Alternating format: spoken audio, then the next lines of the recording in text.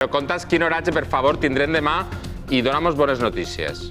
Doncs el que vos puc dir és que l'Agència Estatal de Meteorologia ha emès una nota informativa en la que s'advertís d'aquestes precipitacions i tronades intenses que arribaran sobretot de cara a dijous. I és que, de fet, aquesta previsió d'inestabilitat ha fet que moltes falles d'especial retarden l'inici de la planta i serà a partir del cap de setmana quan comencen a alçar els seus monuments. I on estan també pendents del cel és a Castelló de la Plana, ja que la previsió parla de possibles ruixats el dia dissabte, el de la cavalcada del Pregó, encara que sembla que la borrasca Regina respectaria la romeria de les Canyes. La previsió per a demà la tenim ahir en els mapes. Ja començaran aquestes precipitacions i aquestes pluges en alguns punts de la Comunitat Valenciana. La característica també serà aquest pols en suspensió, però si veiem la previsió de cara a les darreres jornades, dimecres i dijous, ja veiem com la pluja s'instal·la a la Comunitat Valenciana amb aquestes precipitacions intenses que ja ha advertit l'Agència Estatal de Meteorologia. Per tant, molt atents